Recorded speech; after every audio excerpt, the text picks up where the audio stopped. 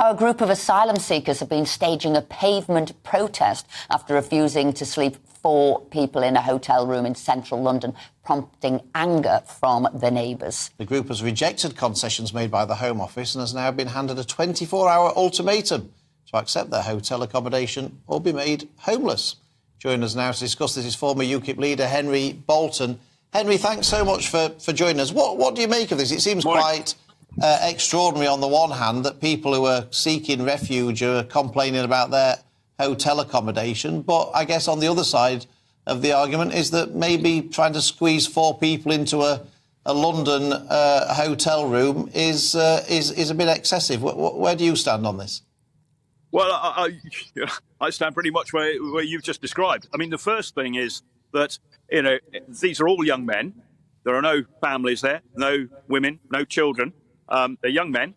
And that just, for me, reinforces the fact that these people came here as part of a choice. And they are economic migrants. Wherever they've come from is irrelevant in that sense. They've come to the UK because they thought they were going to have, the land of milk and honey to an extent.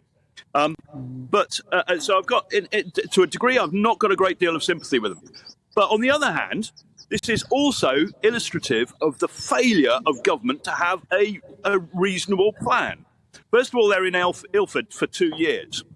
Well, why haven't they been processed in that 2 years? Well, I'll tell you why. Because the government, we know the government acts 21,000 police officers. Yes, they've recruited another 20,000, but they did a similar thing starting in 2010 with the agencies and the personnel who are responsible for processing asylum claims.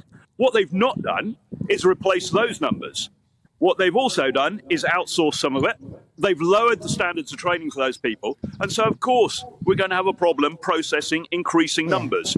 Problem number 1. Problem number 2, I think we've all been thinking that this whole scheme of putting people in hotels is simply unsustainable. We farm people out all across the country.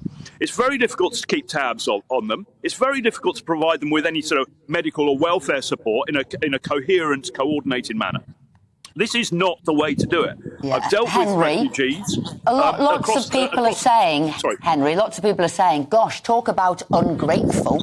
Here we are as a country letting people come in, putting them up in hotels, paying for bed and breakfast for them, when other people in our country are having difficulty paying the mortgage. But I think you hit on a point there. People are coming to this country thinking it is the land of milk and honey. Is it not time we took those pictures that the country is full up, the hotels are full up, and need to be putting that around the world, as in, there's no point coming to the UK. We can't put you up in your individual rooms. There will be 4 or 6 to a room. Esther, I agree with you, but at the same time, we've got 2 other problems going on concurrently.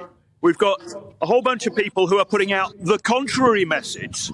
We've got people in the UK, campaigners, organisations, charities, and not just in the UK, also in countries like Italy and so on, who are saying to migrants, you are welcome, you will be supported. And even if the government doesn't support you, we will. And to illustrate that a little bit, in a slightly bigger picture, this problem is only going to get worse. Italy, so far this year, has had, just Italy, 47,000 people land on its shores. Last year, it was 22,000 by this time. It's over double. Now, those people are being attracted not just by our rather laissez-faire approach to this and our failure to put the British people and British economy and British interests first, but also the wider continent of Europe is doing the same thing.